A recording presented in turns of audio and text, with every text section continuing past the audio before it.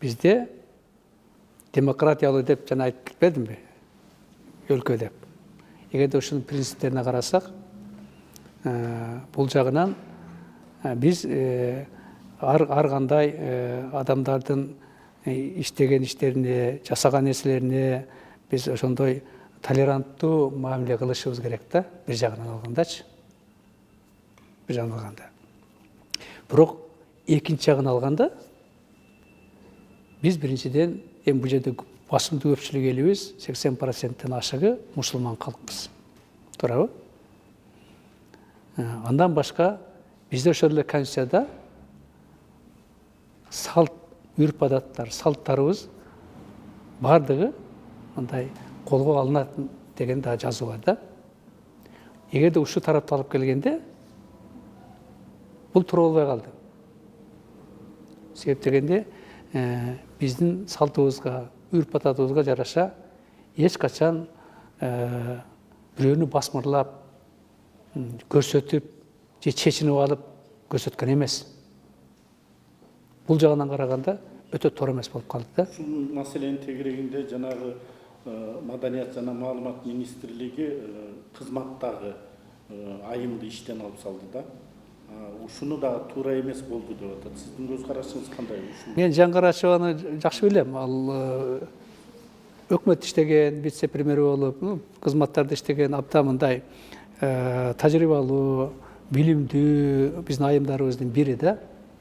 Бирок ошол билимдүү, тажрыйбалуу айымдарыбыз өкмөттүн деңгээлиндеги бул кыргыздын үрп адаттарын, салты, мусулманчылыкты жакшы билиш керек болчу.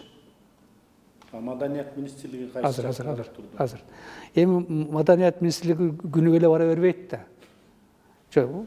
Министрдин өзүнүн иши бар. Ана көзөмөл турган орун басарлары бар. Эми көп да. Ал мүмкүн барган да эместир, маани берген деле эместир. Катардагы бир жана көргөзмө болуп атат деген ойдо жүргөндүр, мен аны айта албайм. Бирок директор жөнүндө айтып атпайм азыр. Ал ошо үрп адаттарды жакшы билген, жакшы ошонун арасында аралашып жүргөн айымыбыз катары мындайды караганда эми бул бир жагынан бизде мындай каршы эмеспиз. Бирок биздин салтыбызга, биздин үрп адатыбызга бул кичине туура келбейт.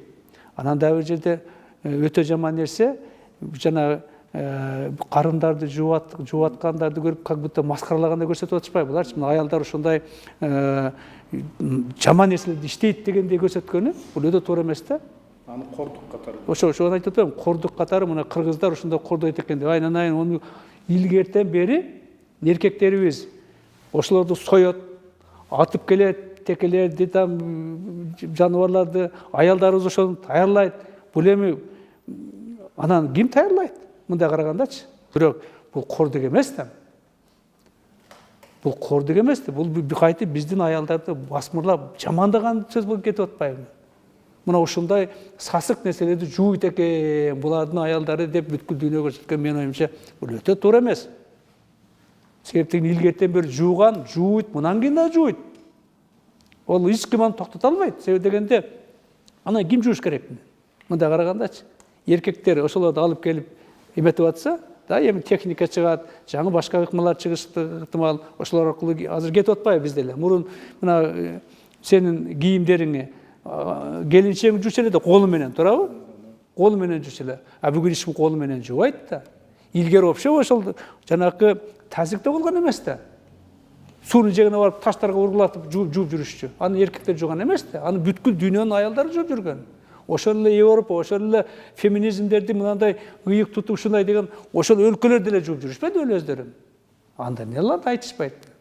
Атайын келип алып туруп, мына ошондой дегени бул кичине мындай биздин каада салтка, үрп адатка жакпа, анан кийин башка жакка бургандай сезилип калды да. Мага мен ошолорду көрүп алып, аяттан эми ушул мейли чечингенин деле кечирсек болот эле. Бирок жанакы биздин аялдарыбызды, кыздарыбызды, келиндерибизди кордоп, мына ушуларда өтө жаман ишти иштегендей дегенди көрсөтүп атканы, бул мындай нерседе албетте жумуштан өтө кетиш керек.